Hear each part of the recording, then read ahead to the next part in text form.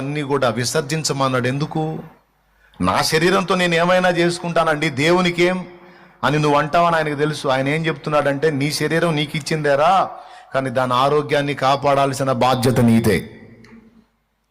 కొంతమంది నేను మందు తాగట్లేదు, సిగరెట్ తాగట్లేదు, వ్యభిచారం చేయట్లేదు, నేను గుట్కాలు కైనీలు తింటలేదు, నేను ఇవేవి చేయటం లేదు, కాకపోతే టయానికి తిండి తింటలేదు అంటావా? అది కూడా కేసే. నీకు తెలుసు అది కూడా తప్పే.